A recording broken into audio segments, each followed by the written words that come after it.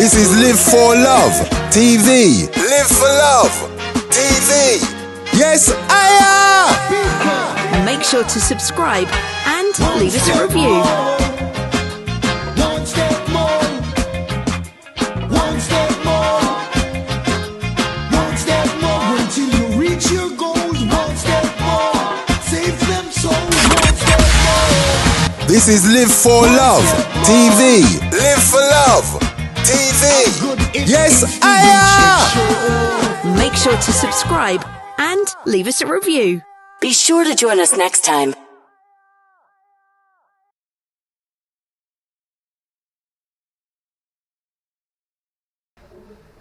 Yeah, here with Live for Love TV. I'm sitting down with a brethren who I've known for many, many years. We know him as Isent, Holy Sense. And we're going to do some reasoning today. We're going to go a little bit through his history and journey. And then we're going to do a little Rasta talk and regular talk and, big man thing. And one of the main reasons why I've invited him on Live for Love TV is because I don't really know in all my life, my 5 decades plus, too many people are more authentic than this brethren. So I think that once you find somebody who's authentic like this, we have to capture these people as much as we can. So Isent, welcome, yeah? Blessed be. Give thanks. Thank you, man. Yeah, man, give thanks. So let's start by where were you born and when were you born, brother? I was born in 1960, 15th of June, in Hackney Hospital, Homerton High Street. Truly. Um, And I remember listening to you. I mean, I know some of you're a priest, or I remember listening to you on another interview where you said you grew up in care. yeah. And I mean, I knew that already, but a Yeah. lot of people didn't. But how did you get into care? What led you into care? My mother, when she was back home in Barbados, her name was Baby Girl. She was tiny, but she was a very ferocious woman. Little but Talawa. Very, Yes. very. Yes, sir. Yeah, she defend my dad. My dad don't defend me. She defend my dad. That's factual. All right. So, but she was tiny, but she kept losing babies. Oh, I have brothers and sisters, Bernadine, mhm, Trevor, mhm. who would have been like a year or so more than me, Right. Bolo. Right. Now all of them lived to a certain age Right. and then they passed. Okay. Okay. So the doctor said she not have any more children because she can't carry them. Right. So she said, you know what, I'm going to England to have this one, my next one, because England have technology. Caribbean mentality in them days. Yes. So she came over here with me and she gets sick and she passed. And when my mother passed, she died with me still inside her. Wow. So Wow, brother. I am Hmm. a miracle. You're a miracle. That's I'm a miracle. My mother was stone cold dead when they took her to the hospital and they have to slice her Wow. and take me out. I spent 3 months in an incubator. Okay. So probably hence why I'm very good at being by myself and being alone. Very interesting. We've heard about births such as that before, but I don't know if anybody has ever spoken to someone who's actually come through that. Because I mean, I haven't heard of it before. Being Yeah, born I of a mean- dead woman. yes. Being Yes. born of a dead woman. Well, we're gonna get to that because I mean I know you're a man of a whole heap of faith. People are gonna find that out today. I know you're a man of a whole heap of faith, yeah, and it just tells me why, because if you start like that, I don't think anybody else can have more of a testimony to the Creator's power than you. He came in the womb and get me himself. Right? Yes, I. Yeah, he came and get me for himself. So as long as I was born and grown and know from a very young age about God, I know that I had a special relationship with him. So let me ask you now, after that, when exactly did you go into care? Was it immediate? Immediate. It was I immediate. went to a place in Brentwood, Hutton Populars, Okay. near the aerodrome in Hutton, Uh-huh. Brentwood. And I stayed there for till I was 18 months old. I stayed there. Mm-hmm. Then a woman called Miss Kingsmill, Okay. she came and got me Mm-hmm. and bring me to a children's home in South Ockenden, Okay. Averley, near Lakeside. And How long did you stay in that children's home? Did you grow up in the children's home until you left, or did you go into a foster care? no, I never adoption? went foster. The woman that took me from Hutton Populars, Mm-hmm. she was a superintendent of a children's home in South Ockenden. So when she took me, Mm-hmm. she took me for herself, really. Okay, I hear You that. understand? Yeah, I hear that. So- I hear that. Yeah, these days she would have got into plenty of trouble because when she write the report, she said, Vincent won't eat meat, Mm-hmm. Vincent won't drink milk, which was true. Mm-hmm. Mm-hmm. He's very difficult, and so them times on a Sunday, maybe once a month, they would put you in your Sunday best Right, right. and line you up on the wall or on the sofa, and people would come down and pick one, like they're picking a dog or an animal or a budgerigar or Yes, something. yes, yes. And they would come and say, oh, I like him or I like her. And then if you like each other, they would come and visit you every month, then every week. Then you'll go and stay with them weekends. And then eventually it would lead to adoption Okay. and fostering and all this. Okay. None of that was on the agenda for me. The woman that took me from Kept you for I was herself. hers and hers alone. Okay, okay. Yeah. So you were spoiled basically in a home Put it this way, situation. I didn't live like a child in a children's home. Yeah, it sounds like you would have I been was spoiled. I was right? spoiled bad. I had everything and more. I can hear Everything. it. And I hear it. lived in 2 houses. Wow, wow, that's Next door was a children's home adjoined, but they had a balcony running upstairs that ran from one home to the next true. on a fire veranda. Mhm. And the woman in there was an Irish woman, Moira, and she spoiled me worse than my mum in the other home. Wow, wow. So when things happen to you in life, believe me, I know for a fact, Father sends angels, what I call earth angels, True. and they are programmed to take care of you. They take care of your bad temper, they take care of your bad moods, your misbehavior, they take care of your birthday, your Christmas. You're surrounded by love. And when you know where that comes from, you're safe and secure. True. As long as you don't take liberty with it, you're safe and secure. I heard you say before on a previous interview that you really never faced racism, and I'm sure that the place you were, there wasn't that many black youngsters, yeah, growing up with you. But you said you In never, the home there was. in the home there was a few black youngsters. Yeah, man. Okay, okay. Yeah, man. Okay. So when you said you never really faced racism as a child growing up, are you saying that you never faced it in school, in the home, or in general? Was it a general that you never, or is it you didn't notice that there was racism going on, or you really I didn't know what it face was. Okay. Me and a boy quarrel and he says wog. They never say nigger in them days. They might call you a wog Yeah. or a coon. Yeah, That's just the signal for a fight. It's not. yeah. True. It's racism if you run away and sit down. He Okay. called me names and that. Okay. No, man.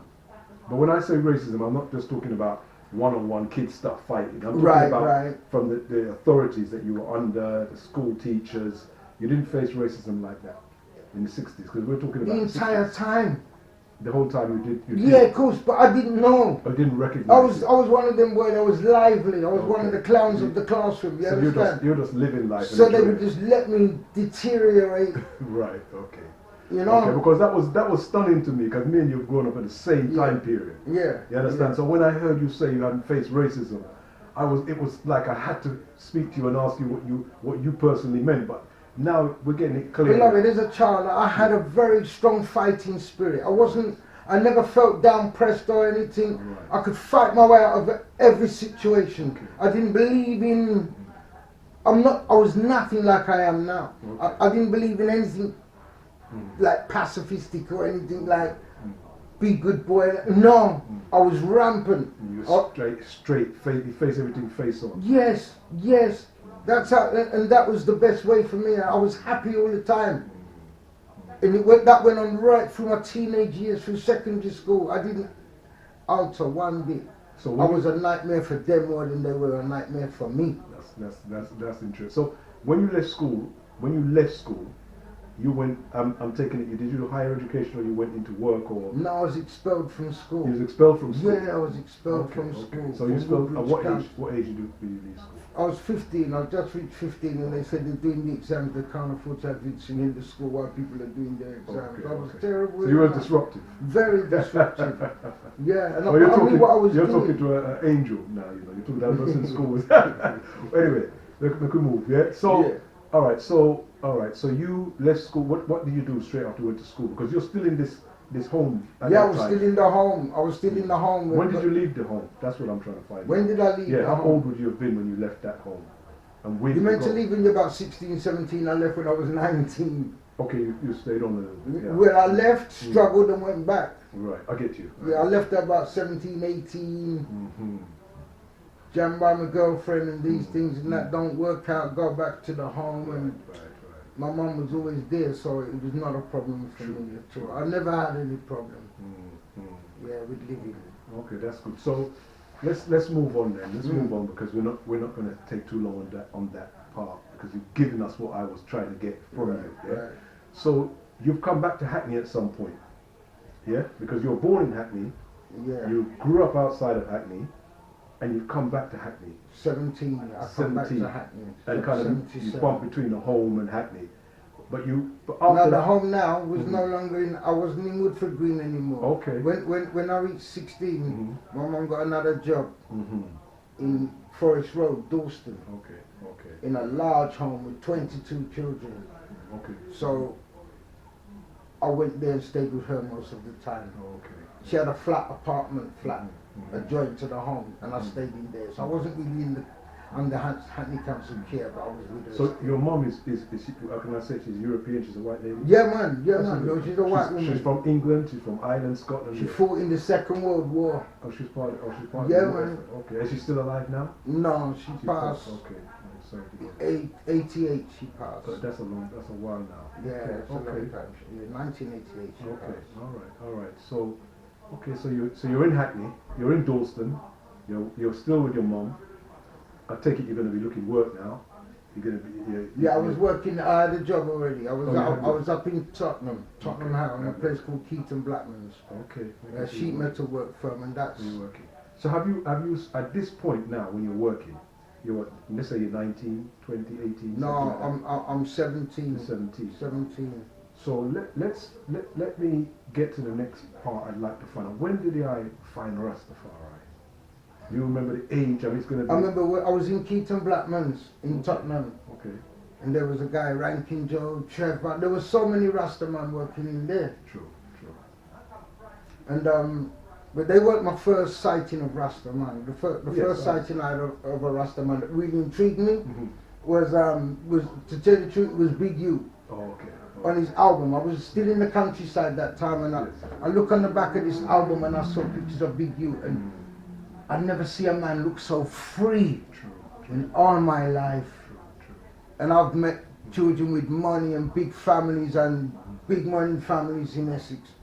That It impressed, didn't compare. that impressed me. It didn't compare when I saw Big U and Jawush. Then I got into looking for these guys, you know, and finding out how they live, where they live. I didn't know nothing about Jamaica or Okay. the Caribbean in them days there, but I knew they came from afar. True. So you start talking to Rasta men, working with them, reasoning like everybody else does yeah, at that age. yeah, And yeah. we're talking 70s now. Yeah, we're in the 70s. We're talking deep 70s now. 77, 78. Yes, yeah, come 70 yeah, when Rasta is now in the UK is at the heights. yeah. There's no doubt that is what you call the golden period for us. Yeah. At that time, I'm growing up, and every next man, to me, They were everywhere. Rasta was everywhere. But I used to Yeah. take proper teaching, man. Yeah. Because when the Rasta man first sighted me, they said something wrong with me. Okay. One, I eat too much meat. Right. Two, I didn't really talk about nothing more than fighting and girls. Right. They told me I didn't know nothing. Mhm. They sent me to the shop for go buy banana, Right. and they want roast banana, and I bring back ripe banana. So the Because you banana, don't know nothing. You don't know nothing. they cuss me. Mm-hmm. So I used to hang on to them So at night time I would follow Trevor home because everything he said to me was conscious to you. yeah, and it changed my way of thinking. And he told me your behaviour comes through your eating, the way you're eating, and that everything makes you vexed because you're eating too much meat. You're becoming like me. You're becoming toxic. Yeah, and it used to bug me what he said to me. And the thing is, with I was young and fierce, I couldn't say nothing to them man. The man had hand like shovel. Okay. You know, even though they were the first man I met that read Bible, because Bible was considered to be like soft business and everything. Not really taking that serious. True. Church, can't wait to leave. But these guys were reading Bible, but they were tough guys, you know. Yeah, and because even now you have two type of Rasta really. To me, you have the Bible Rasta and a non-Bible Rasta. And what I mean by that is you have a set of man who actually, or a Rasta man who say they don't agree with the Bible at all. fair, yeah. I and hear them. they just say liberty and that's it. Yeah, You understand? yeah, fair, Then you have a yeah. set of man who take the Bible wholeheartedly and still say Rastafari. But I'm hearing from you that you come from the Bible Rasta school. Yeah, that's where I come from originally, you know. Okay. Because even without Bible, everything good that you do comes from the Father. Without the Father, you can't do no good. So everything I read in the Bible, every word of God proves true. He is a shield to those who take refuge in Him. Do not utter His words lest He rebuke you and you'll be found a liar. So I read Proverbs, I read Psalms. Psalms is to keep me calm and to keep evil away from me. Proverbs is to instruct me to keep my life on the straight and narrow, you know. Other things is to make me to remember other people and on the planet, so I'm not so selfish. And these things, I read it. I read it. If those who don't want to read, don't want to read it, I have no problem with that. But when I hear people say they don't read Bible, it's like it tells me that my Father is right around the corner and coming, you know, because people are dropping off. Right. They're dropping off. So you don't really see that somebody could really get the true teaching and understanding of Rastafari without reading the Bible. Yeah, That's they what can. it They is. can. They can get it. They can get Yeah, it. 100%. Okay. They can, and I'll tell you why. Because Rastafari is a natural force. True. Is a natural force. That born, a man can't turn Rasta. That born within him. Okay. You see, I born in Essex. I lived in Essex. I lived among the whites and that. But still, that came out of me, and I grew. Nobody in Hackney know what I look like. So without dreadlocks. are you saying that Rasta, you cannot choose Rasta for It yourself? chose me. It chose you. It chose me. So how comes everyone is not chosen as a Rasta then? I mean, that would mean that the Creator is picking Many and is choosing. called, chosen is few. Many is called, chosen is few. It's not. I wouldn't tell anybody you should be a Rasta. You're joking. I could never tell a man that you should be a Rasta. But this is why That's a burden this is where the you- reason why I want the people to know how authentic you are. Because I know anywhere I go and anywhere I take you in this reasoning, you're going to come back with something that comes straight out of your heart. You don't have to run for a Bible. You know exactly what you're saying, and you are living that since I've known you. Yeah. So that's I do my best. No, but you're living it. I You're do- living it. I live that. A man can never do more than his best. Yeah, You I live understand? that. I do. I try to live that on a daily basis.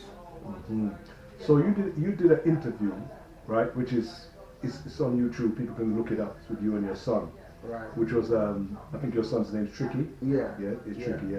Yeah. And if people should go and look that interview up, it's a very refreshing interview to hear a man and his son, especially if his son is living a different lifestyle than he is. To actually hear the frank interchange, I thought was refreshing, and I think it's going to go on and on that view. I think long after you're passed on, you're going to find that people are still watching that interview. I think it has that much in it. So where we're going to move now? We know you're a Rasta. You're a Rasta man now. You're having children. You've got your Empress. You're having children. And what's the next big thing that happens to you? Because I know you've done a lot of travel around the world like myself. I know you've been to Africa, and not just to visit. I know you've lived the life in Africa. I mean, what year did you first go to Africa? Can you remember? 1998. Oh, 90, you went a Yeah, couple of years before me. 1998. And where did your feet first set Ethiopia, Addis Ababa, man. Oh wow. Absolutely. Yeah, it was. Yeah. Actually, you didn't predate me to Africa. I made a mistake. You predated me to sub-Saharan Africa, because I was in Tunisia in the 80s. You know? Okay, see, But see. you know, I almost forgot it was Africa. Yeah, that's why. But anyway, sorry. Carry on. You went to Addis Ababa in 1990. Yeah, I went to Addis Ababa in 1990. How did you find that? How did you find that? As a Rasta man, how did you first find that? I felt I'd stepped out of a European book and stepped straight into the Bible. Mm-hmm. Mm-hmm. Everything was different. People wrap cloth around them. Mm-hmm. They salute you with a bow. True. And they're very sincere. And Ethiopians are. Mm-hmm. I love them. Mm. Yeah, I love them. So that was a great experience. Yeah. You've been there many times now. Yeah. Many times. Shashamane and these places. I've been. I've been. And where else in Africa have you traveled as a Rasta? Ghana. Mm-hmm. Yeah, Ghana. It's only them two places I know well, you know. You know well, I've stopped in Nigeria, Togo, but I've never spent no time in those And places. how are you received as a Rasta man in those places? I mean, Like a pop star. Like a pop star. When we come out the airport the first time in Ethiopia, I wanted to run. People just rushed us wow. when they see the Rasta. Yeah. Wonderful. Because that's why when you're a Rasta man, you have to be careful of what you do, Yeah. what you say, where you go, how you show yourself. Yeah. Because people always expect high things. You don't get no bread. A Christian can go anywhere, he can rob and thief, he can do anything, go to the jail, come out. Nothing changes. But when it's the Rasta man, what? He's a bad Rasta. So, When you got your crown so they can see you. This is the difference. You can be seen from across the road. For sure, man. Many I other, can be seen. I mean, many other people in different faiths and ways of life, you're not going to be able to look at them from outside and say he is this or he is that. So I mean, people are going to judge you. They've heard what Rasta man is supposed to be. Well, this states that I live a certain way, Yes. so I have to live that way, or you'll be seen to be, as they say, fake or whatever. The only thing with me, I wasn't born on African soil. Right. I don't have much regards for the Caribbean. That's if it wasn't for slavery, we wouldn't even know that. So you don't regard the No, Caribbean. I'm not. It's a beautiful place, but everything Jah create is beautiful. True. Everything. There's nothing wrong with the world, as they say. It's the people in it that make a place good or bad. But the Caribbean is the most stunning place I've laid my eyes on. But I just love the culture in Africa. And people. But I remember you going to Ethiopia a lot, and then I noticed that you started to go more to West Africa. The longer I knew you. Yeah. I remember, obviously I'm living in Ghana. I felt more comfortable in Ghana than Ethiopia. Ethiopia is a police state. See, that's something I want people to hear. I mean, I've lived there for 14 years. And I was coming and going, you were coming and going. Sometimes we were passing one another. Yeah. They'll come back to the UK. Yeah. You remember? Yeah. And sometimes I would see you. I remember back in the day, I'd be up there, up the road there, and I'd see you and say, Yeah. "Boy, well, if you see me in the next 3 years, you're lucky." Yeah. You know. So that was that was interesting. But I noticed you move away from Ethiopia to Ghana, like you say. Ethiopia was, you said, like a police state, Yeah. and Ghana was you felt freer. Well, at that time I was looking for somewhere to live. Yes, I know that. And Ethiopia is much more difficult. East is much more difficult than West to live in. What is it? The language barrier as well? No, everything in Ethiopia was nice, but as I said, it was a police state.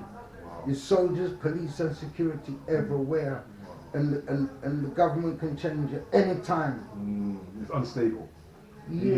It felt like an unstable place. To Well, you. I felt very stable there. When they talk about Meles as a dictator and he's this and that, when I lived under him, when I spent time under him, but it wouldn't change for me because I had money.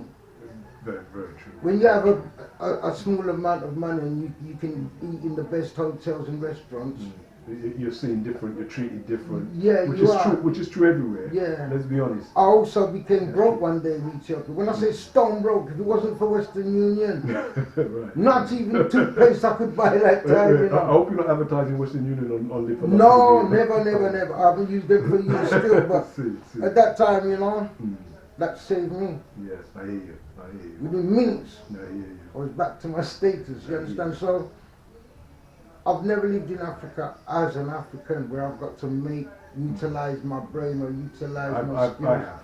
You've had to do that. Yeah, Respect is due to the men that do that. I've had because- to do that. And I always say to anybody who wants to leave the UK, and I mean, nobody wants to be in a bad situation anywhere they go. But if you want to leave the UK and live in Africa, you basically have to come down to your lowest point and raise yourself back up before you know it. You know, say, I see that. I need this. You know, because if you can't do that, they'll eat you alive over there. Yeah, You for know, real. and you and I know, we know a lot of people have gone and come, and there's some still there, but you know, a lot of people going and coming, and some.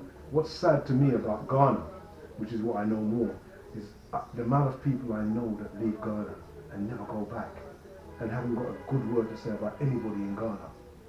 Wow. Yeah, I haven't had that experience. Oh, I've had that experience a lot, Yeah, with a lot of people yeah. because they played the game wrong, from what I could see. When they went to Ghana, they played the game wrong. A lot of people go there, see they have a bit of money, maybe see the educational level of the Ghanaians, some of them, and they think they're cleverer than Ghanaians. And you and I know, these people survive on very little. We're not cleverer than them when we go I down see there. people bully Ghanaians when they Stuff got like there and that. going like they're That's over right. them and that because That's they're right. from here and that. No, I never lived like that. Yeah, well, I know that. Come on, I know. We I used to sit know. down together and Yeah. eat. They would eat their kenko and banko and sardine and eat things, and I would sit down and eat my sugar loaf and. Yeah.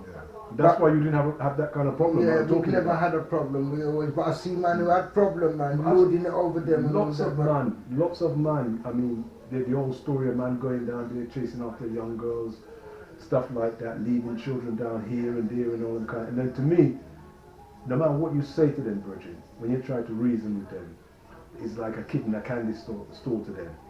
They're not listening to us. Yeah, because until they hit I there. see man who never really experienced beautiful woman in their life when they're in Europe. I think if it's And if you can get beautiful women in Europe, you can get them anywhere because beautiful women in Europe are also educated. When you're in Africa, a beautiful woman is not necessarily educated on your level. right, I hear you. So she's trying to get somewhere. I hope you're listening to that. And you have a passport. Mhm. They're not in love with me. They're in love with what they think I can do for them. Right. So if you get carried away, Yeah. you get swallowed up You by get Africa again because Javi, these diamonds what people are picking up, they're uncut. That's right. You understand? You have to deal with them from hygiene right up to the highest level of life. You understand? And I thought, you know what? My slave woman in England, I can't leave her side. She's been through too much for me to just come back with a young girl and say, oh, Disrespect. yeah, she didn't do Absolutely. anything to deserve that. That's true. You understand? Very true. And me, the man put woman through nothing life, you know. Okay. So And some, so you're a man with a lot of conscience. You have the conscience of what you man. you know. People have feelings. Yeah. People have feelings, you know. But I know you wouldn't have. I mean, I lived in Africa long enough to know someone like you are not going to have a problem in Africa. I wouldn't have to tell you anything. You can go there. I don't have to tell you, even though I've been there for years. Yeah. Watch this. Don't do that. Be careful with this. Well, I must say, I left I have no children in Africa. That's good. I have no children in Africa. That wasn't my desire. I Yeah, never. but like had you that. said, you had the proper experience here. Yeah. I mean, when you go down to Ghana, Africa, anywhere in Africa, you're 60, you're 50. You got 25-year-old beauty queens chasing you, running after you. That blows the mind of some people. And you know what I'm It got talking about. irritating for me.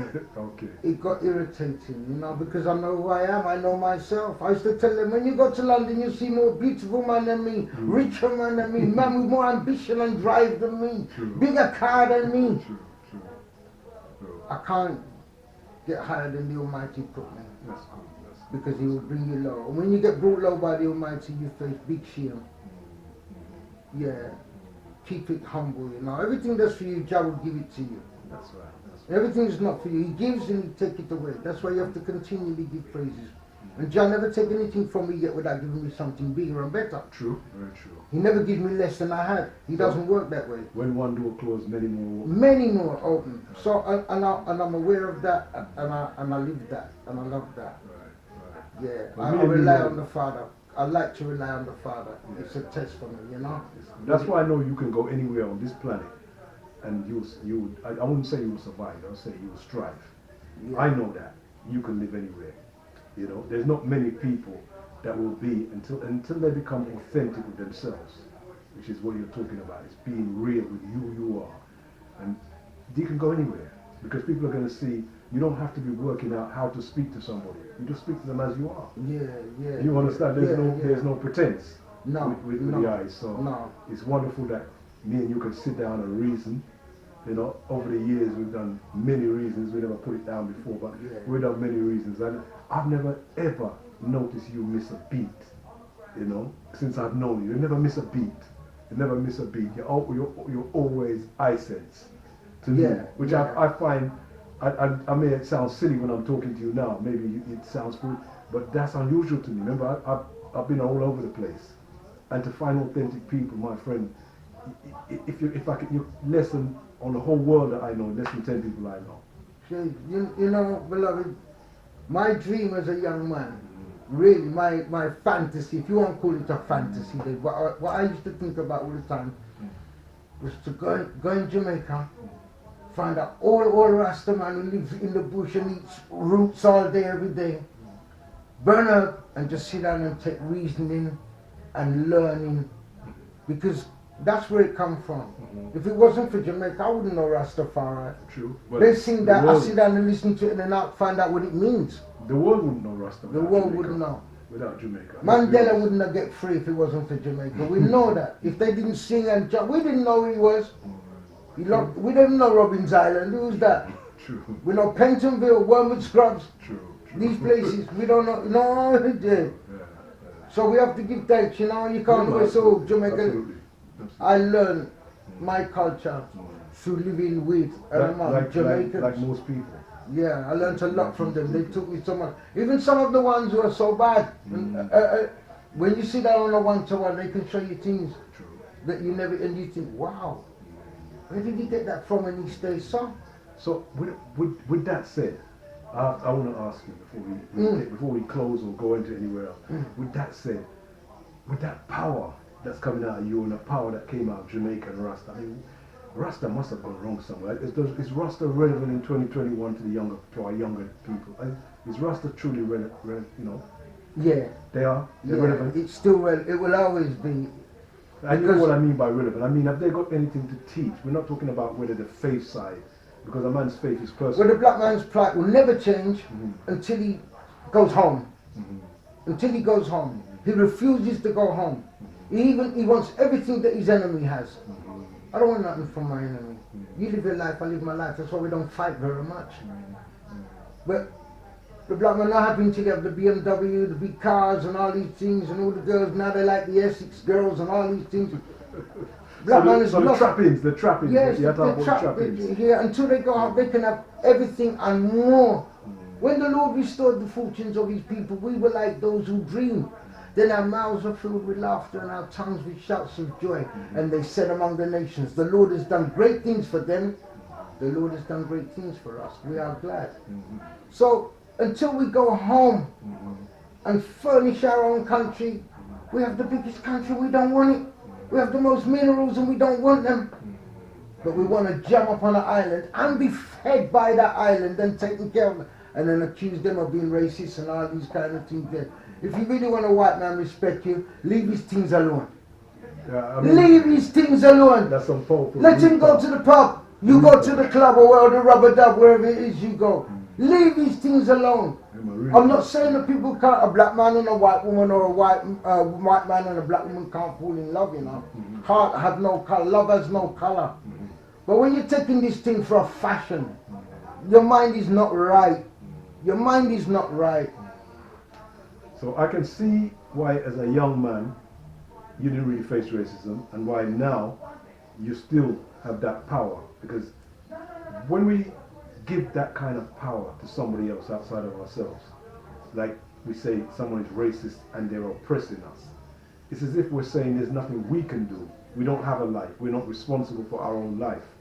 But your way of talking is you've taken complete responsibility for who you are, for your own happiness and how you live. Am I right on that? Yes, Father, give me this. Life is a gift from the Father. I can't just trash it. So I have to try to be the best I can, wherever I can, for whoever I can, and help people wherever I can. because that's all there is to do. The rest is a vanity and a striving after wind. I've never wanted a big house on the hill, looking down every. Would that make me a better person? Showing off on people who are less, who I regard less than me. I've never wanted to be there. I like being down with the lowly. I like being with the poor and the humble and the meek. That's where Jah is. I have no love for glitz and glam.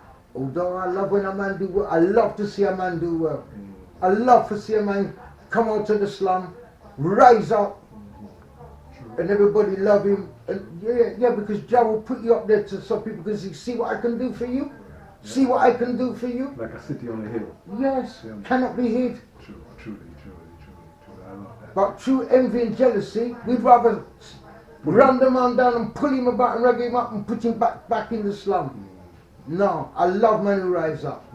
So that character of pulling one another down, is that come from slavery and colonialism, or you think? I mean, remember, I know you've lived in Africa, and they haven't been enslaved or they've been colonialized. So are you saying that we didn't have that type of character prior to slavery, or we had it and it's been exacerbated? Which one? No, slavery done us in. Slavery done us in. Slavery done us in completely, because I'm of a tribe Wolof, Wolof, and your man Dinka. We don't speak the same. Or you're from Nigeria section and I'm from Gambia or Ghana. We don't speak the same. So then we start this tribal nonsense. I'll only talk to them that can talk to me in my language and. But tribalism must have been there prior to Arabs and Europeans coming there, because we didn't have a carved up country. We had tribes. We stayed with the Ashanti, with the Frafra, with the Igbo, the Yoruba. Yeah, we trade amongst one another, and we could even intermarry. And we could even intermarry. But in generally, we were always tribal. But tribal doesn't mean fighting one another.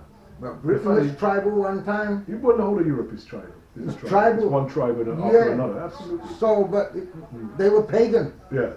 But for we had a father. We had a humble living. We wasn't brutal to each other. And, you see, when the white man come to Europe, to Africa, beg your pardon, and he bring alcohol, it took a hold on man, and that was the worst thing. When the black man learned to drink alcohol, and worse in Europe, you got up the high street, man, in the afternoon, man would rather stand at the bookie shop, drinking. No, that's the demise of a nation, man. You can't. Who are you gonna blame for that? And then you're gonna turn around and blame white man for that, and he's gonna say, "Well, the job center's there, my friend." Well, you know, Emperor Selassie said, "Where there is no responsibility, there is no God." Right. So, simply meaning, if you're an irresponsible person, you can't then call the name God. You have to be responsible for your own actions before you can even talk about God. So that's something that it sounds like it's exactly what you're saying. You're talking about our self-responsibility. Yeah, man, we can't keep calling them empresses, and you got them living like whatever. No. And blessing each other, bless, but your heart is twisted. I don't want it. When I say to you bless, when I say to you love, I mean it, or I'm not saying it to you. So why so many of our young people, mine, yours, whoever, we don't have to, doesn't matter anybody individual, but our generations, young people, why, knowing the power that Rasta had in the 70s, are they, so many of them, not all of them, obviously there's a lot of children doing well, but so many of them getting themselves into trouble, losing their footing, losing their way. What can you see from those 70s, 80s? Because we must have a major part to play in anything that's happened to the generations that come after. There can't be any doubt about that, surely. They have no guidance. They have no guidance. I notice over the years, when a man talks to you, he keeps him as a youth. Right. Like he doesn't try to uplift him as a man. He always talks down to him like, no, yeah boy, yeah little boy, you see me all your age, me have to run go do this and run go do that. I don't check for that. From your son reach 17, he's a man. He can make babies, he can go in the pub and drink, he can drive a car, he can go in the army and dead for his nation. He's a man. So he needs that respect. He needs to talk to him as a man. From my sons are 17, 18, they never asked me for a penny. They never come and said, Daddy, you have £100, Dad. Never. They moved as men. I respect them so much for that. Not that I wouldn't have given them if I have it, Yes. but I had to. If you don't show your son, if you don't realize your son has turned man, And let him be a man. he will have to show you. He So- will have to show you. So are you saying? So am I getting from that some of our generations, whether it's men or women, are continually giving to their children way past their manhood stage? That's actually They making. keep the bird in the nest too long. Okay. The bird start flapping his wings too much. But, and a mother now, an empress now will say, but they can't find a way for living. Or it's expensive. It's not like you're there and you could leave and rent a flat and go there and buy a flat. They're going to say that it's hard for people to get places to stay now. So that's why. It is very hard for people to get places, and I haven't got the answer to it.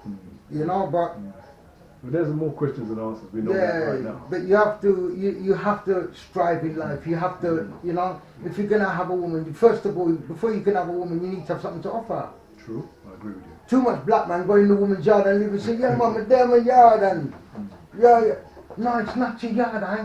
When she find a longer pocket, a longer willy, whatever, she want you out. Yes, sir. She want, and then you're fighting because you got nowhere else to go. You have to fight for something that's not yours. When you have your yard, no matter whether how big or small, when you have your own house in your own place, your car, your job, then you have something to offer a woman. Every time you say something, you take me somewhere I didn't want to go. I wasn't going to go, and it's not as bad. It's good. It just reminds me of things going back into the 70s. I remember we was in school in the 70s, and you know, all the man you go to school with, them, they were then like a girlfriend and thing. And I couldn't understand how a man could go and chat to a woman and never had nothing in his pocket. It used to stun me. Yeah, I used to do it. Yeah, I couldn't do it. I used to look at myself and say, what if this woman actually says something good to you and said, let's go left or right? You understand? I'm going to do something. Because You've the got black nothing in your woman pocket. lowered herself. Wow. She lowered her standards. That's why. Well, I had to have money. I left school and had money in my pocket before I was behaving like that to me. That's why when you said that, it brought me back to watching, because I mean... When I was young, some women I couldn't go near. I wasn't ready for them kind of women. They were too much for me. They were too womanish for me. They're making higher demands. They make higher demands of you. No, I had to be a proper man, and I wasn't ready. I wasn't ready. You're And I had ready to play the game, but you weren't ready. I was cheating. Okay. That's what me call cheating. Not when your woman take another man, she take another man. That's him and her business. Right. Cheating is when you cheat on yourself and do yourself damage, self-harming. True. I don't look for a woman to make my happiness Very of good. my life. Just giving me life, I'm already happy. I can do the rest. Very good. Very She's good. part of my life. Very good. I don't own no woman. A woman is mine as long as she wants to be mine. When she doesn't, The door is open. All she times. I don't own nobody. How can I? And I fight against slavery. No. If you make yourself worthy of a man and you're an upright man, no one will leave you. That's true. I hear that. That's true. I agree. She's dependent on you. So when she have a son for you, you know how proud she is, because the real man takes away the boy and brings her back the man. A lot of these. But a lot of us are not men, though. A lot of the elders, they haven't crossed over. They're just old boys. Yeah. They're old boys, and as you said, this is the reason why. Because they didn't face tribulation. And this is why some of these women have left those guys, and then gone and got another guy, and then have to leave him, and then it's just a continual circle Wow, for them. that is sad to me. It's a continual circle. That is sad for my. I'm sad for my sister for that. That not right. No, it's terrible. That not right. And then what happened though, when he gets over 40, 50, 60 and he gets sick, the new thing he playing with, she ain't staying for that, you know. Yeah, He's gonna ring up the old time thing. Why Marcy, why when doctor and doctor thing. You know what am I tell me? Bring me a soup now. Wash some clothes for me now, baby. And if she's still got a heart for him, she'll do it. Her man that she's now with will allow her to do it because we mature. True, that's true. Some black men grow old, but they don't grow up. That's right. You have to mature. That's true for both men and women, as you know. Both. Yeah, Both. they're growing old, but they're not growing They're not up. growing up. But for me, it's always down to the man. It's always on the man, sir, because Jah give him dominion. dominion.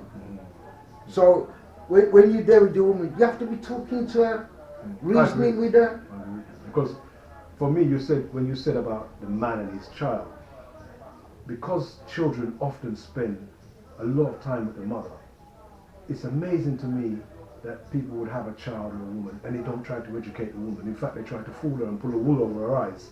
And then when the child turns into what they say is, well, the child an idiot, you look at the man and think, there's no bigger idiot than you. Yeah. Because you're supposed to educate the woman so she can educate the child, because you're not going to be there every day. Yeah. Whether you're a hunt, whether you're just uptown at work, however. If you educate your woman, your empress, she's going to bring you back a child that you'll be proud of. Yeah. And it doesn't seem like a lot of us got that message. No. The memo didn't come in. We call each other fool. We call them show idiot, show fool. I hear that. That's ridiculous. When black men keep calling each other, and the worst one, they start calling each other dumb. Are you dumb? This all this American bullshit. That's all it is, American bullshit. You pick it up from there and start using it on your own brother and sister. I ain't calling no black man dumb. I ain't calling him dumb, because he ain't dumb. He's a child of the Most High. You think he's black for a joke? No. Well, you've educated a lot of people along the way. I know that, and we're going to do a part 2 on this. I'm going to take you. We're going to go in different directions, and I'm going to be coming back to you, not just to ask you about your personal journey, but about your views on things that me and you pass through, like we're speaking about our younger people, our women, subjects that are coming up in the media, stuff like that. We're going to have to talk about those things, because authenticity, yeah, they need addressing, and I don't want to. I'd rather talk to the few people I know who are authentic than talk to a million people who I know are not authentic. Beloved, when I see the black woman, I do honestly with all my heart. Not every one of them, but so many of them. I can see the royalty in them. And when I see them going cheap, they can't all be mine, obviously. but when I see them going cheaply, it distresses me a little bit, because I know what we're going to leave behind when I leave this planet and go on to my Father. I want to know that my people are on the road. They're on the right road. They're together. But this is Rasta talk. This is what Rasta is. Okay, that's all I know. But what you know is what Rasta is. Rasta is somebody, if they meet you, and no matter what happens to them after that, you meet a true Rasta. That Rasta is supposed to leave you better than when he found you. Whether it's a woman or a man. You meet a child. That child is supposed to be better than when you found them. Yeah, okay. That's Rastafari. Yes, to me. So if you yeah. meet an empress, you're with her for 5 years, 10 years, 20. She should be better when you. 100%. She can't be worse. Yeah, or I'm failure. Yeah, absolutely. It's down on me. Judgment is on me, not the woman. Women don't go before judge for judgment. Absolutely. They don't. Their judgment is in their daily life. Yeah, that's why I said to you, you take responsibility. You're authentic. You are, as you say, you were called to be a Rasta. So the Rasta thing is easy for you. You don't have to sit down and think about it, or it's just. When from the only man can walk around here with locks on his head, so be it. Yes, that's right. So be it. I have right. no problem with That's that right. whatsoever. That's right. Yeah. So Russ, I want to say give thanks for this time and reading. Yeah, bless you, man. Peace be in you. This has been wonderful, man. To see the light beaming in you as normal, as it always does. Yeah, I'm alive. Yeah, man. You're not surviving. You're striving. Yeah, to me, I'm happy. boy, you know, say welcome there amongst I anytime. Yeah, man. Give thanks and praise. Live for love. Rastafari. One love. Yeah, every time. Rastafari.